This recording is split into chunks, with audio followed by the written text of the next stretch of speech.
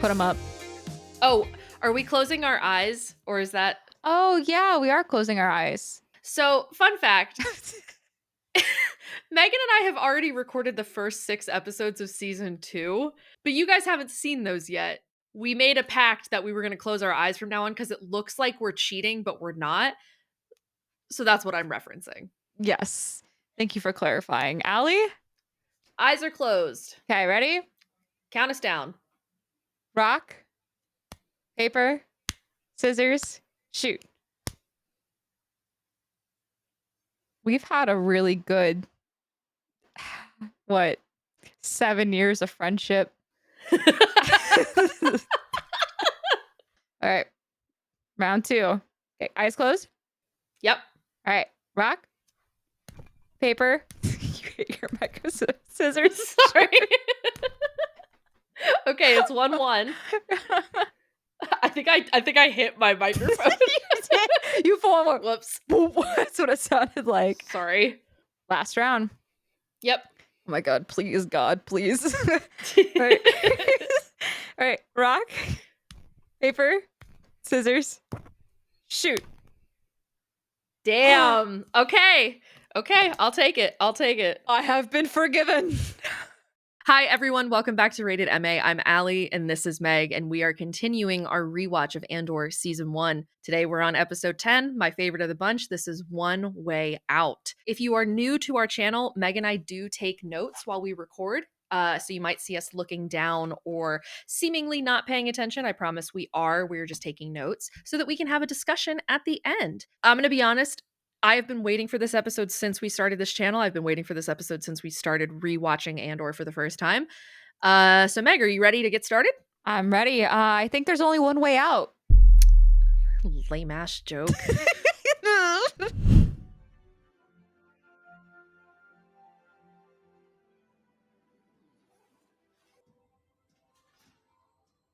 I haven't watched this episode in like 2 years. I'm so excited. This is such a good episode. Probably one of the best in all of Andor Season 1. Oh, this is my favorite. I think this is the best episode. They're afraid. Right now, they're afraid. Afraid? Afraid of what? They just killed 100 men to keep them quiet. What would you call that? I'd call that power. Power doesn't panic.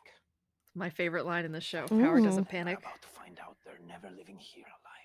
Every day we wait, they get stronger. It might be wise to have a plan. I love the framing of Cassian in his arm. It's That's so cool. good. Melcy, you don't have time to be stupid. Come on! We won't have a better chance. It has to be tomorrow. Oh, every Cassian always time. cutting it close with the goddamn floor. They fried the whole bridge. It's worse than that. He said they'd made a mistake and sent back a man who'd just been released. They fried 2 ships to keep it quiet. I heard him say this. I don't believe it. Oh. No one is getting out. Ooh. I love all of them leaning out of their rooms. Yeah. It's just so visually interesting to me. I genuinely love this set. This set is so cool. There's the day. I'm not even gonna try. After Yeah, I what was the like, fuck happened last time, let me yeah. shut my ass up. This one's not for me, Chief. I was gonna Y'all say. Y'all can read better than I can, apparently. We're counting shifts. There is only then and now. There is only one way out. There it is. But I'm gonna assume I'm already dead and take it from there. So, searching for a more fluid banking situation, are we? Yes. We're exploring alternative financing arrangements for our foundation. What will it cost? My A lot. We assume it's a percentage of funds transferred. I want no fee. I insist. And I refuse. Please take no offense. I'd feel far more comfortable paying you for your trouble. Valid. A drop of discomfort may be the price of doing business. I'd like a return invitation. I have a 14-year-old son. I'd like to bring him with me. Oh. Marriage. Mm-hmm. Is that your only offer? I'm afraid so. Tay will see you out. Oh, she's shaking. Well, she doesn't want the same fate for her daughter that she had. She Yeah. hates her husband and she's miserable, and that's the future that awaits her daughter potentially. I mean, that's something that Luthen talks about with Cassian very early on in the show is like, what are you willing to give up for the price of eternal freedom, or at least perceived freedom? And for Mon Mothma, we talked about this before, where she's not really willing to sacrifice a lot of these smaller comforts. And that's the problem, is that Luthen is willing to make those sacrifices, but Mon is not. Yeah, it's basically like giving up the biggest sacrifice for her. Yeah, it was her daughter. She loves unconditionally. Yeah. No matter how crappy her daughter can be towards her. One way out. One way out, baby. If I got a one-way out tattoo, would you judge me? Be honest. No, I would support you. Here we go. The pipe. Flood, baby, flood. On program, hands on your head, eyes front, feet down. Oh, this poor guy. Aww.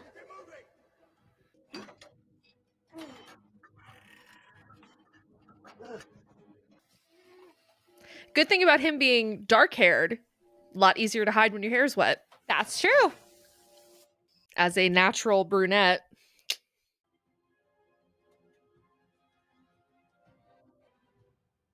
He looks soaked. He looks like a wet dog. Everyone's looking at him like, is it time?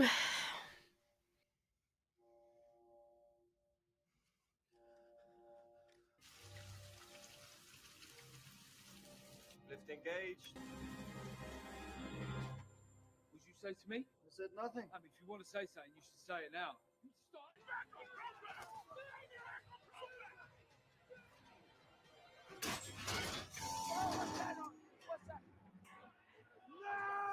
Hell yeah.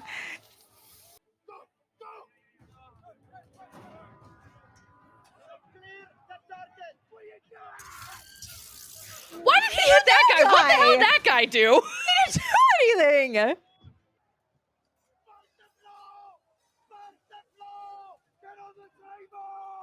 Water magnifies electricity. Not a good combo. Oh.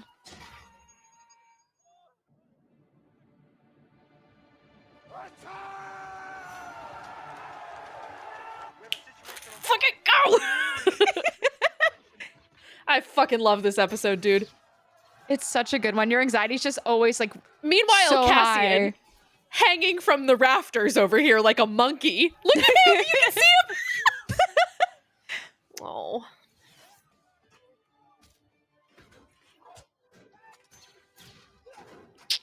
That's my even man. better. That was so hot. Yeah. Climb! There it is! Hey! That's Cassian's motif, man. Climb. You get a climb tattoo. What then? I'm just saying. I might.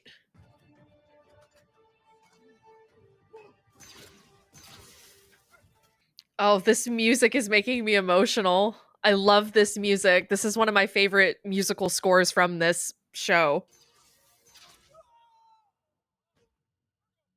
Why is the way he fell look like Peter Griffin when he falls? He did hit the Peter Griffin on the way down. That was funny.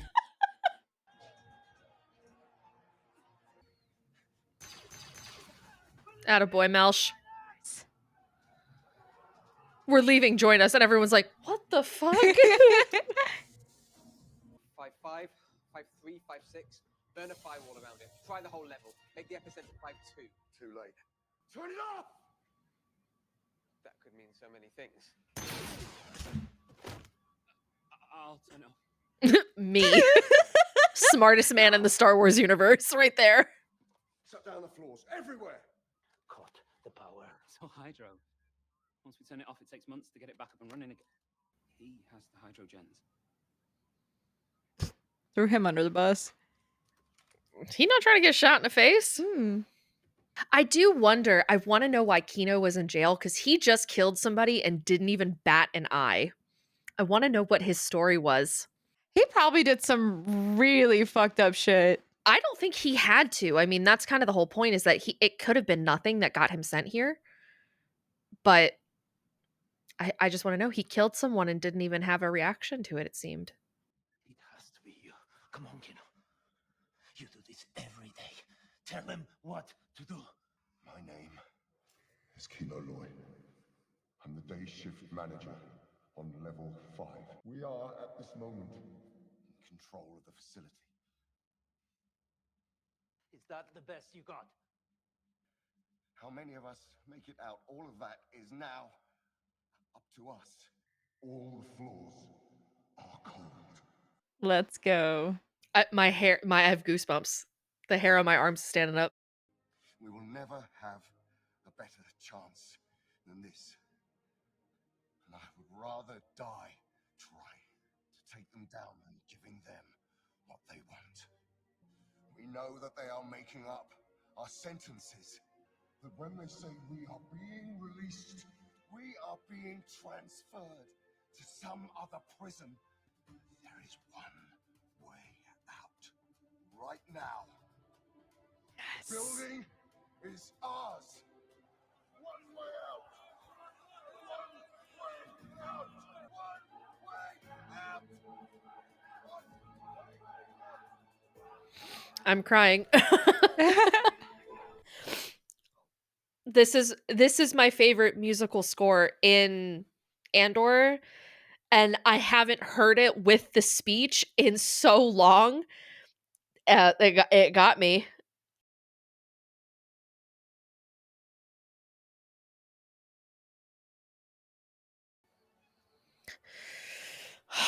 Oh.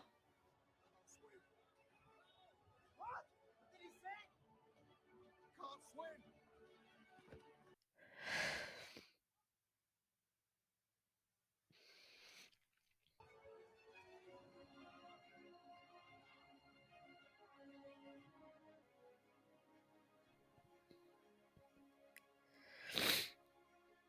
That kind of just breaks your heart. I literally have tears running down my face right now. Oh my god, is this in this episode too? Oh Jesus, I can't handle this episode, man. I forgot this fucking I gotta get through Luthen's speech too? Guys, I'm not gonna make it. You got tissues nearby? Because you're gonna need it. I look like a fucking mess right now. Oh my god. Like, obviously I didn't forget the whole thing about Kino, like, not being able to swim. Yeah. But when I watched that episode for the first time and he said, I can't swim, I thought I misheard. I was like, there's no way. They're not so cruel as to give him this escape and then pull it from him. And I just remember being like my chest hurt. And it still does. Because you just see like the heartbreak on his face. And just Well, like it's not even heartbreak, it's defeat. resignation. He knew the entire time that he couldn't swim. Yeah. He knew everything that he did to get everyone else out was at the sake of himself, because he knew he couldn't swim. So either he drowns or he stays. Like, it's heartbreaking. She's focused on a suspect she's calling Axis. She thinks he's building a rebel network. She started looking into stolen Imperial naval equipment. Dead Ramiro. There was an incident on Ferrix a few months ago. She thinks there's a link. She's been tearing the place apart. She just captured a rebel pilot running supplies for Anto Krieger. They turned him immediately and staged an accident. Like, where is I this? Can't do this anymore. You see What? why I said it kind of gives me I'm a father now. like the Death Star, like between like Darth Vader and I Luke. have no idea how it would feel. Yeah. Actually, I do see that. We took a vow. We can't let you go, Lonnie. We can't spare you. We've been grooming you for too long, and yes, you've been alone. You love your daughter. Krieger's men will be dying to make sure she has a father. Damn, hit it where it hurts, Luthen. I mean, he has to. So No pleasure in saying it, but you're going nowhere. My sacrifice means nothing to you. The double life, everyday performance, the stress of that. We need heroes, Lonnie, and here you are. And what do you sacrifice?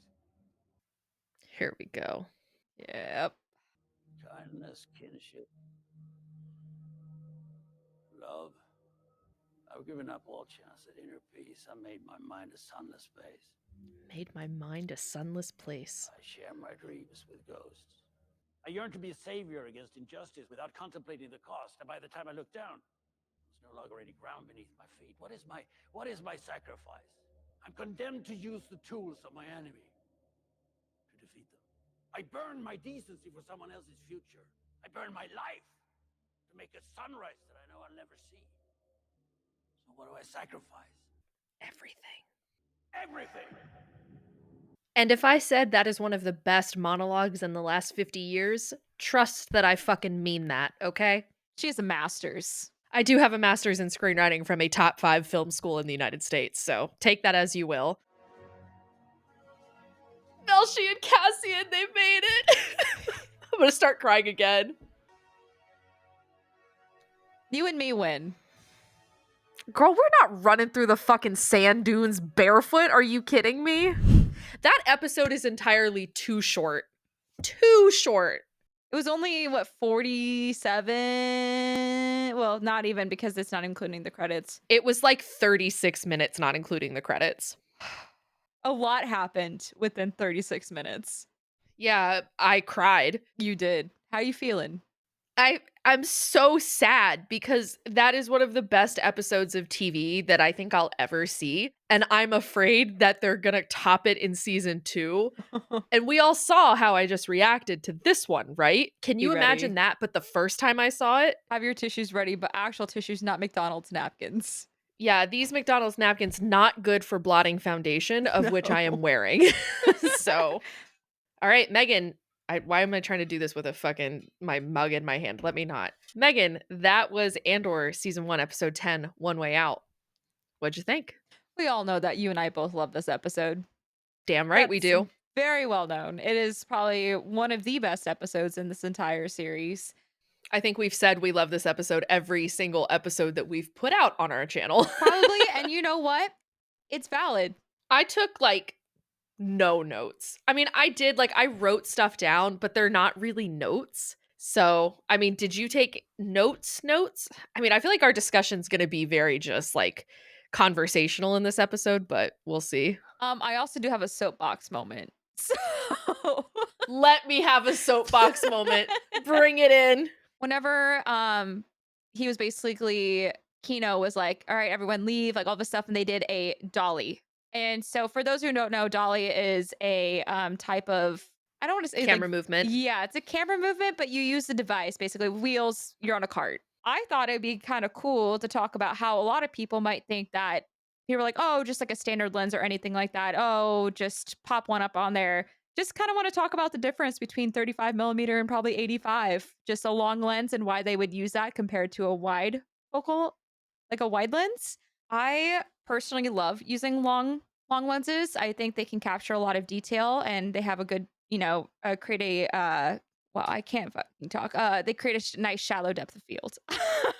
Man, you're so much better at soapboxes than I am. I'm just going to be honest right now. I'm a talker. That's what I do. That's all I do is yap about shit. Because you and I can just shoot the shit back and forth. But when I put on the spot, it just boofs. I mean, the thing with me is that I am a stream of consciousness thinker, and I'm also a stream of consciousness talker, so I just speak as I go. Most of the time when I start talking about something, I don't really know what I'm going to say apart from a few general ideas. I just kind of go for it. So just talk it out, because I don't know anything about camera lenses. That's not my forte. You know nothing about camera lenses. Yeah, pre-production, most that I do in pre-production is screenwriting. Everything else that I do is normally post-production, but I have done some stuff in production, but not camera stuff. That's one of the few avenues. I've done camera op occasionally, when I was in school. I don't know shit about lenses, so... All right, so we see that Kino basically makes his announcement, everything like that. Everyone just get out, all this stuff. We see a dolly shot.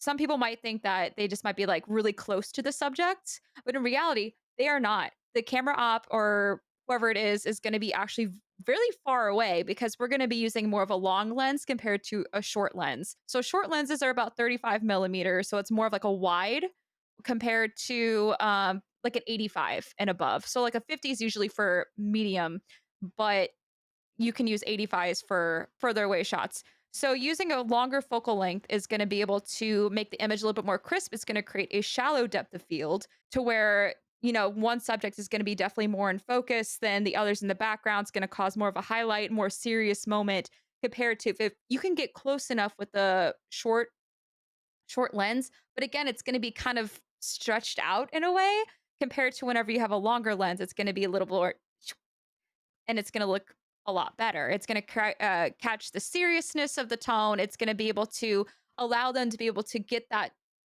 dolly to be on it and be able to move back and give themselves the time because you don't want to be super close to the subject because then the actors are going to be like, well, I can't really walk at the pace that I need to. So I'm a huge fan of that. I'm very curious of what focal length they did use and how far away they are. That's why I was curious in the last episode. I'm like, I wonder how long that hallway actually is and how the set is because it is practical, but how is it built to where they can get that dolly and then pull out because you can just see all the way down that hallway, which actually can lengthen as well. So, yeah. I mean, it could be hollow sets in that some of the bunks or cells are hollow. So that's how they can do the sets where like Cassian is sitting on his bunk but is looking up at Melshi and Kino on the other side. So that means Mhm. basically that where Cassian is, the wall is gone, and that's where the camera and all the crew and cast are. Then when they need to do the hallway shots, they just pop the wall back up, and then it looks like a completed set, looks That's like a probably what real they room. do. That's 100% what I think it is. Most of the time when you see shows that have perspective that kind of roves around the room, there's usually holes in the wall where they stick the camera through, or different places where windows or whatever where cameras are placed so that they can get shots of the room from angle A or angle B or whatever. So Yeah. I would assume that that's how it was done in the prisons specifically. I'm really curious because I've been on set for a few pilots that were filmed, and it was more of like a sitcom kind of set though, which is very different where it's just like you have the multiple rooms, but it's completely open. And then It's they a can, three-wall set. yes, it's a Yeah. 3 wall set. So you have the sound stage, they are concrete, they have like a giant dolly that kind of moves back and forth, and then they have like the opera. It's massive. So that was kind of my soapbox because I love lenses. I think lenses are super cool and how you can really manipulate your subject and how you can really create a lot of emotion and everything. Because if you ever see like an actor crying and a tear slides down their face, that is a long lens. They're going to be using an 85 or above. Cool. Yeah. So Yeah, I don't know anything about lenses, so that's not my forte. lenses are cool. They're awesome. What else did you have in your notes, Megan? You know what? It's your soapbox moment. Let's talk about Luthen's speech. Yes! I've been waiting for this since the first episode.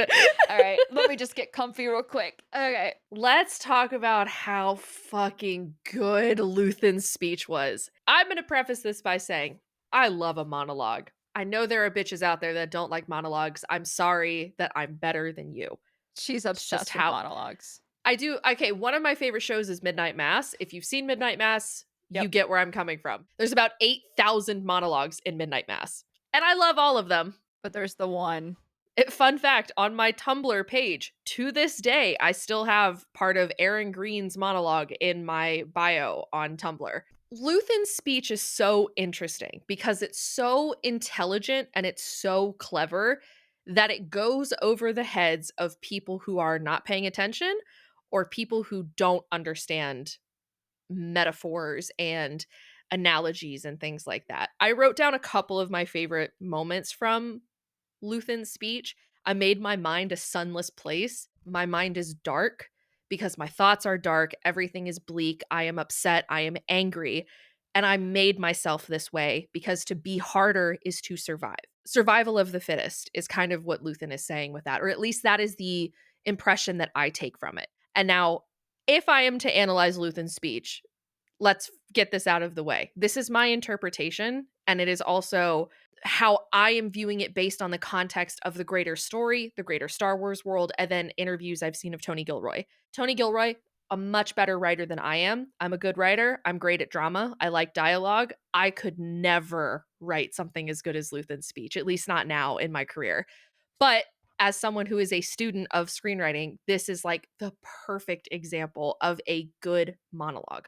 It's not too long. I think it only runs about 2 minutes, which for a monologue, usually in screenwriting, a page of script is a minute, so a page per minute. So a 60-minute show is usually anywhere from like 52 to 62 pages, usually, because sometimes there are sections of script which are called action, which is basically just describing the room, describing how a character moves or something.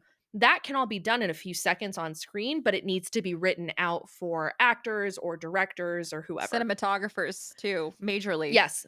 Anyone who is working on a production, there are different types of scripts too. There's director's scripts, there's writer's scripts, there's actor scripts that just have important pieces of dialogue and parentheticals, which are basically little tiny parentheses that say this in a sad tone or whatever they say, you know? There's different versions of scripts. We also love, like I was saying, it's really important for cinematographers as well. And we love you, we love you, screenwriters. If you especially have like really kind of well described action in a way to where, because we create our shot lists from a script, we chunk it into eighths. Each page is usually an eighth. And so we go through, and that's on the average of how many shots should be on a page. There are different ways of teaching screenwriting, and there are different ways to write a screenplay. There are professors that I had at my grad school who were like, do not include camera movements in your script. That is for your director to decide. I was like, totally cool. I got that. Then I would turn some scripts in for feedback and get feedback from other professors that were like, hey, let us know what we're seeing. Really? Oh, yeah. That's so Oh, yeah. shocking because the director and the director of photography, the DP, we meet up and we go through and create the shot list. When I was at school at Chapman, one of the things that I noticed while I was there is that the professors were not always on the same page, but that was important to learn because that's how the industry is. The industry Oh, is not yeah. always going to be on the same page. There is no structure when it comes to screenwriting, not really. There are guidelines that are helpful to follow. We've talked about some of them before. We've talked about the midpoint, the inciting incident, the point of no return, Dark Night of the Soul. We've talked about those. Those are important things that need to happen in a script.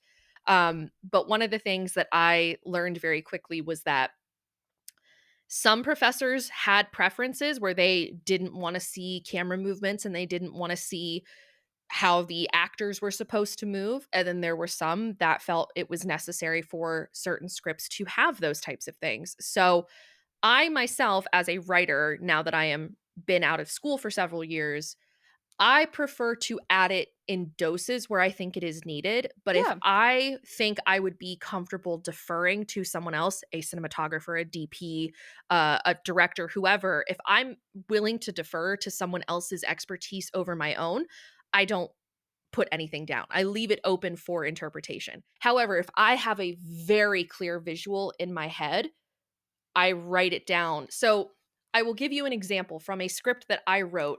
There is a opening sequence of a person walking through a graveyard. However, that person is supposed to remain anonymous until the end of the show. The shot that I see in my head is of feet walking through grass, not legs, not torso, not body, feet very specifically. So when I wrote it out in the script, I wrote down that you see feet moving through grass, boots, androgynous. It doesn't have a male or female form. It is just feet moving through grass. That is important to me because visually it has to clue the audience in that you are not supposed to know who this person is because it's going to be revealed later. That is the type of thing that I'm talking about when I say that sometimes it's important and sometimes it's not. Back to the show, though. Back to Yes. Luthen's monologue. Sorry, went on a side tangent there. That's soapbox number one. Here's number two. It's one of the best monologues that I've heard in recent years. I think maybe there's been some others in some movies that I've missed. There have definitely been other good monologues, but this one is just one of my favorites. I've made my mind a sunless place. I think he said, I share my mind with ghosts. Oh, Yeah. that's a That great was line. it was That's such a a good line. great line. I also absolutely love the line where it was like, I burned my life to make a To build a sunrise sunrise I'll never yeah, see. that I'll That's the never famous see. one. It is a special performance. I mean, Stellan Skarsgård. I said this in another episode. I couldn't imagine anyone other than Stellan Skarsgård playing Luthen. And it's so funny to me because Stellan Skarsgård, while he's doing press for Andor season 2, just released an interview where he admitted that he had an earpiece in that whole time and was being fed his lines. He loved the speech so much that he was terrified of messing it up. So he had an earpiece in and he had someone feeding him lines. And it Oh. still came out like that. Just my opinion, but I think you will not be able to convince me that that's a bad scene ever. That scene fucking rocks. No. If someone says that's a bad scene, then you're just doing it to make you mad, like someone Yeah, mad. you're just There's rage no baiting way. me at that point, and Yeah. I won't fall for it because if you tell me that's a bad scene, I'm gonna call you a fucking idiot. End of soapbox. I've said my piece. Good soapbox. Brava, brava. Kino's speech in Narkina 5 when he's like, because at first you can tell the hesitancy. He's kind of like, is this really happening? He knows he's not getting out. And I do have a question with that. What do you think Cassian would have done if he wasn't pushed off of the edge and had to swim? I always thought that Cassian would have taken him with him. Cassian would have reached for him and been like, "Look, I will make sure that you make it out. I'm not going to leave you behind." And I think that's why the choice had to be taken from him, that someone knocked him and Melshi over the edge, because him and Melshi both, I think, would have reached for Kino. And I fully believe in my heart that Cassian was still trying to process Kino being like, I can't swim, when he was knocked over the edge. And I think if he had been given more time, he would have taken him, and him and Melshi would have tried to ensure that he swam, was able to survive in some way. I completely agree with you on that. But also, I think it would have become a conflict with his plot armor, both of them, Mhm. because as my short time as a lifeguard, if you're trying to save somebody who cannot swim, and of course, if they get near you, they're going to grab onto you and they're going to drag you down. Yeah, I mean, that is 100% a possibility. There is, I mean, it's why on an airplane they tell you to put your oxygen mask on first, even before your children, because if you cannot help yourself, you will not be able to help other people. Yeah. One of the things that I loved the most about Kino's speech is that it shows Cassian becoming a leader, because Cassian very clearly knows what needs to be said, but he lets Kino say it. And I've always found that very important, in that Cassian could have gotten on that comm and said, "My name is Cassian Andor. They're not letting us off. We need to rise up." But he let Kino do it. He said, "You do this every day. Is that the best you've got?" Like, Yeah. egging him on, getting him angry, getting him riled up so that he can give this beautiful speech about unity and compassion and about helping people in the same circumstance as you, because that was one of the things that Kino said was, if you see someone who's confused, if you see someone who's down, pick them up and help them, right? My camera just died. Are you kidding me?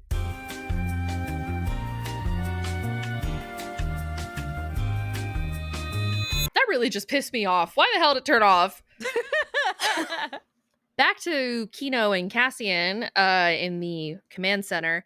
It is a fascinating choice to have Cassian not be the lead in that moment. And Cassian is the protagonist of the show, but in this moment, he is just someone watching someone else lead. One more thing that's worthy of mention. Actually, here, I'll just run through the rest of my notes and we'll begin to wrap up here. Power doesn't panic is a phrase Mhm. that Cassian says to Kino, one of my favorite lines in the whole show. Power doesn't panic. That has stuck with me since the first time I watched this episode. I am reminded there was a moment where, in that same scene where Cassian and Kino are arguing, the very opening scene, where Cassian said, "I would rather die than give them what they want," and it's very reminiscent of what Luthen said to him of like, "Wouldn't you rather die fighting for something real?"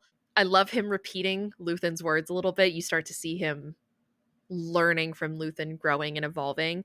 Thought that was great.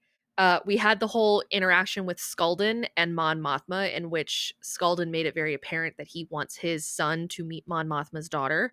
And then the I last thing that I have that's worth mentioning is the repetition of climb. We heard climb said again when they were climbing out of the cell, climbing up onto the bridge to grab the weapons when they were escaping the prison. I said this in episode 6. Climb is a familiar motif for Cassian Andor. It is what K2SO says to him in Rogue One. It is what Nemec says to him in The Eye.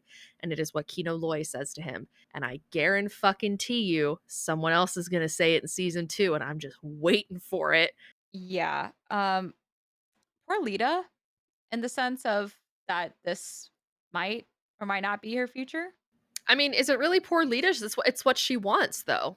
Yeah, I mean, I guess I feel worse for Mon Mothma because she is trying to fight this so hard. And then that Mhm. like we talked about this during the actual episode, but how you were like, yeah, I mean, it is mentioned like it is this is her moment to be like, how much are you willing to pay? Right. It's probably just, I mean, you could see it afterwards. She was shaking. This is tearing her up inside. This is probably the worst thing that could have been presented to her.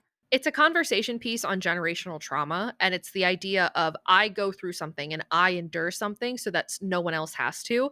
And I think that's how Mon looks at her wedding and her marriage to Perrin, very much so. I think that she looks at Lita and sees Lita wanting what she never did. And Mon is so frustrated and is so miserable all the time. She is just imagining that life for her daughter, even though her daughter is cruel to her at times. Her daughter is not kind to her. No. Even less so in season 2, spoiler alert. It's two birds with one stone. It's what her daughter wants that'll make her happy, but it's what they need to do for the rebellion. At least there's some comfort in that. She doesn't have to force her daughter into it. There is one silver lining in that whole situation, even though Mon herself probably does not see it that way. Do you think she still would have, she would agree to it if Lita didn't want it? No, not now. When all the stuff with the Gormans is going down and the rebellion is really building, I think Mon would have been more able to make some of those tough calls. But at this point, she's still got one foot out the door. She's still a part of the Senate, and that's her job. And yes, she is still fighting for peace for the Gormans at this point in time, which is why it's so upsetting what is going to happen to the Gormans. Rest in peace. It still makes it very upsetting, but Mon is still playing at diplomacy at this point in time and is still thinking that her relationship with her daughter is salvageable, and it's not. I think that's the end of my notes. All right. Well, thank you guys so much for watching. This was our reaction to Andor Season 1, Episode 10, One Way Out. You can catch us in the next episode, which I think is called Daughters of Ferrix, if I remember believe you're correctly. right.